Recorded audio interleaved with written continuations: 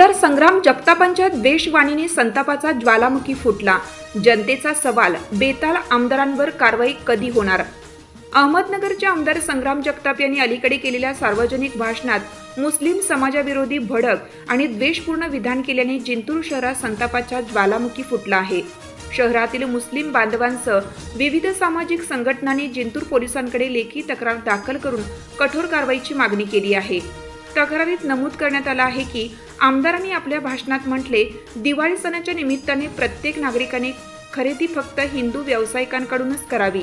या विधानामुळे धर्मीय तणाव, सामाजिक वैमनस्य आणि भेदभावाचे वातावरण निर्माण होण्याची शक्यता असल्याचे नागरिकांनी तक्रारीत स्पष्टपणे नमूद केलं आहे। तसेच या वक्तव्यावर भारतीय दंड संहितेचा कलम 153A, 295A आणि 505(2) अंतर्गत गुन्हा नोंदवून फौजदारी कारवाई करण्यात यावी अशी मागणी करण्यात आली आहे। तक्रारदारांच्या वतीनं पठाण, वसीम खान, समीर जानिमिया, हारून लाडले, सिद्दीक कुरेशी, जावेद मिर्झा, खाजा कुरेशी, ॲडव्होकेट उस्मान लाडले आणि इतर नागरिकांच्या स्वाक्षऱ्या तक्रारीवर आहेत। तक्रारदारांनी म्हटलं आहे की देशात सणाच्या निमित्ताने सामाजिक सौहार्द राखण्याची जबाबदारी सर्वांची आहे, पण अशा विषारी विधानांनी समाजात फूट पाडण्याचा प्रयत्न होत आहे। पोलिसांनी अशा जबाबदार पदावरील व्यक्तींवर तात्काळ कारवाई करावी। राजकारणी समाजात फूट पाडतात, भरडला जातो सामान्य माणूस। सामाजिक कार्यकर्त्यांच्या मध्ये आज देशात जे लोक जनतेचे प्रतिनिधी म्हणून निवडून येतात त्यांच्याकडून समाज एकत्र ठेवण्याची अपेक्षा असते, पण काही आमदार आणि नेते तेढ निर्माण करण्याचं काम करत आहेत। ही खेदजनक बाब आहे। सामान्य नागरिकांनीही पोलीस आणि प्रशासनाकडे थेट सवाल उपस्थित केला आहे। या देशाचे जिम्मेदार नागरिक असलेल्या आमदारांकडून जर अशी बेताल वक्तव्य होत असतील तर त्यांच्यावर कारवाई नेमकी होणार कधी? समाजात विषारी वातावरण निर्माण करणाऱ्यांना पोलिसांनी अटक का करत नाहीत? सामान्य माणूस जर आवाज उठवतो तर त्याचा आवाज दाबला जातो, मग लोकशाहीचा अर्थ काय उरतो? अहमदनगरचे जे आमदार आहेत संग्राम जगताप यांनी जो एक प्रकारचा वचपाच लावला आहे की जातीवाचक द्वेषपूर्ण वक्तव्य देण्याचा, तो त्यांनी सुरू ठेवून आता सणासुदीचे काळ आहेत, एका विशिष्ट समाजाकडून खरेदी करा, एका विशिष्ट समाजाला आर्थिक फटका द्या, अशा प्रकारची भाषा ही निव्वळ असंवैधानिक भाषा आहे। एक संवैधानिक पदावर बसलेल्या व्यक्तीने असे बोलणे म्हणजे खूपच लज्जास्पद आहे आणि शासनाने याकडे चिंतित नजरेने पाहणे गरजेचे आहे आणि याची दक्षता घेणे सुद्धा गरजेचे आहे। कारण की असे द्वेषपूर्ण वक्तव्य करून आपल्या या महाराष्ट्राची जी शांतता आणि सौहार्दपूर्ण वातावरण आहे ते खराब करण्याचा जो प्रयत्न आज वारंवार होत आहे तो कुठेतरी थांबला पाहिजे।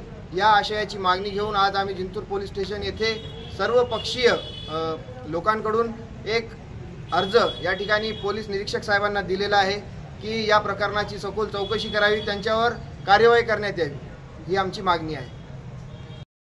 जगताप, अहमदनगरचे आमदार जगताप यांनी मुस्लिम समाजाविषयी वेळोवेळी जे द्वेष पसरत आहे त्याचा निषेध करण्यासाठी आणि त्यांच्यावर गुन्हा दाखल करून त्यांच्यावर सक्तीची कारवाई करण्यात यावी अशी मागणी आज सर्वपक्षीय मुस्लिम समाजाच्या युवकाकडून आज पोलीस निरीक्षक साहेबांना करण्यात आलेली आहे। आम्ही आता साहेबांना निवेदन दिलेलं आहे, साहेबांनी निश्चितच कारवाई करू आणि चौकशी करून कारवाई करू। पण आम्ही इतर पोलीस स्टेशनचं झालं, पण आम्ही पक्षाचे नेते अजित पवार यांनाही विनंती करतो की त्यांनी अशा द्वेष पसरणाऱ्या आमदारावर सक्तीची कारवाई करून त्याला पक्षातून बडतर्फ करावे अशी विनंती आम्ही अजितदादा पवार यांना याच्या माध्यमातून करतो।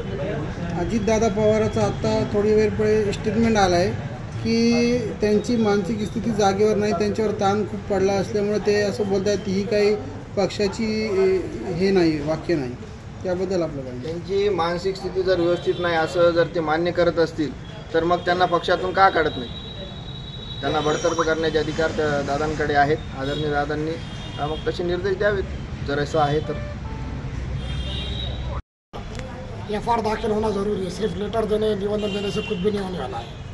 इलेक्शन करीब है, जब भी इलेक्शन आने लगा तो कुछ लोग शहर के अंदर या पूरे महाराष्ट्र में जातिवाद का माहौल बना रहे हैं। हमारी पुलिस डिपार्टमेंट से दरख्वास्त है कि जो लेटर हमने आज उन्हें दिया इसके ऊपर वो गुन्हे दाखिल करके हमें FR दें, और अगर आज उन्होंने ये काम नहीं किया तो इंशाल्लाह आगे हम एक बड़ा कानूनी तरीके से जो है तो आंदोलन करेंगे तहसील के सामने या पुलिस स्टेशन के सामने।